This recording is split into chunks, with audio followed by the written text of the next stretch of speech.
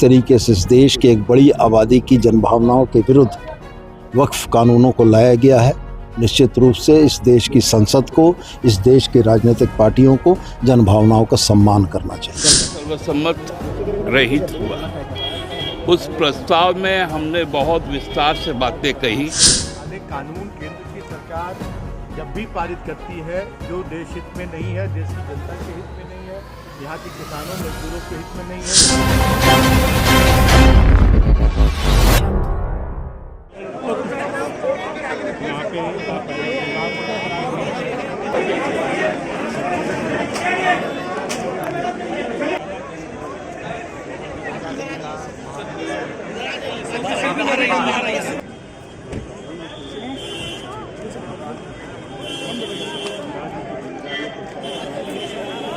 कल्पना सोरेन के रूप में आप एक निश्चित रूप से मेरा यह मानना स्पष्ट रूप से है कि इस देश की लोकतांत्रिक व्यवस्था में जनभावनाओं का प्रतिबिंब होना चाहिए था।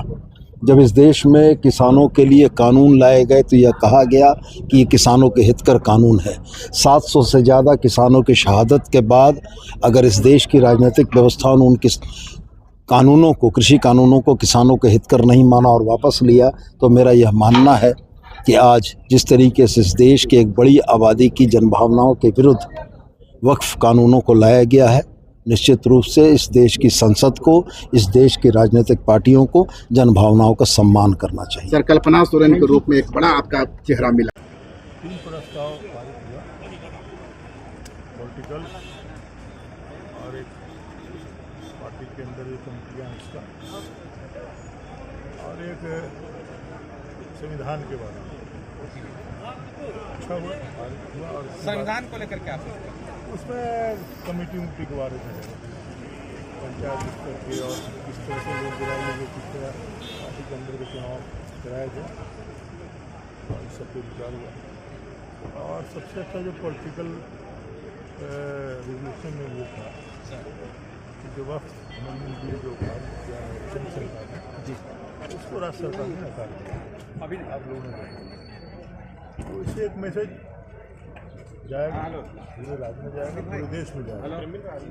और फिर अपने सरकार में जो काम हो रहे हैं, जो नीति है वो की देखिए 19 के बाद जो हमारी सरकार थी उसने लोगों का अच्छा भला किया हो काम, तभी ना फिर 24 में लोगों ने फिर अपना आशीर्वाद दिया और बहुमत के साथ दिया। और किस तरह का चुनाव हुआ था झारखंड में, ये किसी से छुपा हुआ तो है नहीं। बड़े बड़े लोग आ रहे थे, जा रहे थे और किसको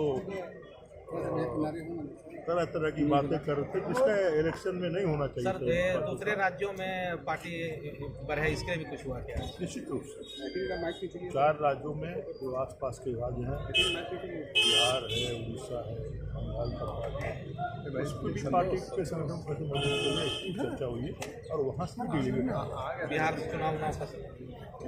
चुनाव जब आएगा, बिहार का जब नोटिफिकेशन है वो देखा जाएगा। अच्छा सर, एक सवाल है, हफीजुल अंसारी सर का एक बयान जो है अभी बहुत जो काले कानून केंद्र की सरकार जब भी पारित करती है जो देश हित में नहीं है, देश की जनता के हित में नहीं है, यहाँ के किसानों मजदूरों के हित में नहीं है, यहाँ के अल्पसंख्यकों, यहाँ के आदिवासियों के हित में नहीं है, हमेशा झारखंड मुक्ति मोर्चा वैसे प्रस्तावों का, वैसे जो काले कानून है उनका विरोध करता है, चाहे नोटबंदी हो या जीएसटी हो या कृषि बिल हो, और आज जो वक्फ संशोधन बिल लाया है उसका भी, वो भी ये सिर्फ और सिर्फ केंद्र में बैठी सरकार मूल मुद्दे से जनता को भटकाने के लिए 4-6 महीने के बीच में कोई ऐसा मुद्दा ले आती है ताकि महंगाई, बेरोजगारी, जो किसान की जो हालत है उससे, सिंचाई, बिजली, आधारभूत सुविधाओं से लोगों का ध्यान भटकाने के लिए बस एक ही इनका मुद्दा है कि किसी तरह से ध्रुवीकरण करो, जनता के बीच फूट डालो, जो हमारे संविधान है आज उसको, उस संविधान के साथ छेड़छाड़ करो और सत्ता में काबिज रहो। ये इनका मूल मकसद है, इसे हम कामयाब नहीं होने देंगे, चाहे जितना भी बड़ा इनका बहुमत हो, चाहे जो भी जितनी भी इनका अहंकार हो, ये काम नहीं आएगा। जनता से सर्वोपरि कोई नहीं है और जनता अब ठान चुकी है कि इनके काले जितने भी बिल आएंगे भले ही आप बहुमत के बल पर ये सदन में इसे पारित करवा लेंगे, लेकिन जमीनी रूप पर इसे नहीं पारित होना चाहिए। Thank you. दिन था। ऐसे तो ये 13वां अधिवेशन है, हर अधिवेशन में ही हम लोग बहुत जोश के साथ, उत्साह के साथ भाग लेते हैं, लेकिन आज का दिन इसलिए ऐतिहासिक है, इसलिए महत्वपूर्ण है क्योंकि आज के दिन हमारी पार्टी को, जो एक रीजनल पार्टी थी, क्षेत्रीय पार्टी थी, उसे राष्ट्रीय पार्टी घोषित करने का संकल्प लिया गया। और विभिन्न राज्यों में चूँकि हमारा जनाधार काफ़ी बढ़ा है, माननीय मुख्यमंत्री हेमंत सोरेन जी के नेतृत्व क्षमता पर देशवासियों का जो विश्वास बढ़ा है और गुरु जी का जो सपना था उसे पूरा कर रहे हैं माननीय हेमंत सोरेन जी और पूरी पार्टी। तो इसमें मुझे लगता है कि अगर ये राष्ट्रीय पार्टी होगी तो लोकतंत्र की रक्षा में देश को इसमें मदद मिलेगी, विपक्ष को, क्योंकि लोकतंत्र को धीरे धीरे हाशिए में ले जाया जा रहा है सेंट्रल गवर्नमेंट की तरफ से, और क्षेत्रीय पार्टी ही उसकी रक्षा कर सकती है। और हमारी पार्टी के लोग, हमारी पार्टी के चाहने वाले, आप देखेंगे कि बिहार, उड़ीसा, छत्तीसगढ़, बंगाल में तो हैं ही, मणिपुर और साउथ में भी आप देखेंगे, और कई जगह महाराष्ट्र वगैरह में भी काफ़ी लोग हैं हमारे। तो इसे राष्ट्रीय पार्टी के रूप में ले जाने पर पार्टी काफ़ी मजबूत होगी और पूरे देश के लोगों को भी एक बहुत बड़ा स्ट्रेंथ मिलेगा। बिहार में कितने सीटों पर चुनाव लड़ने के लिए प्रस्ताव है? अभी इस पर बात नहीं हुई है। निश्चित रूप से जहाँ जहाँ हमारे झारखंड के लोग, हमारे चाहने वाले ज़्यादा होंगे, वहाँ पर होगा, तो इस पर पार्टी निर्णय लेगी।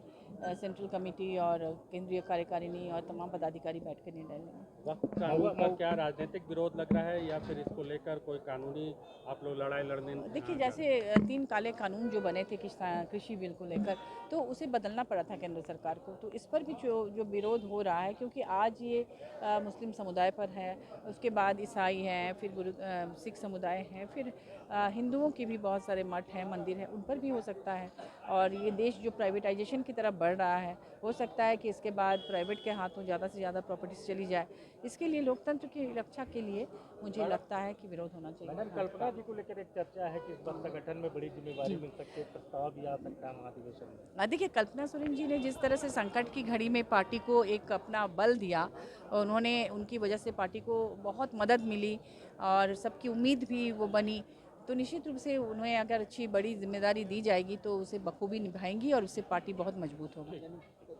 मंत्री का जो बयान सामने आया है उसे बीजेपी कह रही है कि देखिए, आज तो सबसे बड़ी बात थी कि हमारे जो राजनीतिक दल, जो हमारा प्रस्ताव वो सर्वसम्मत गृहीत हुआ।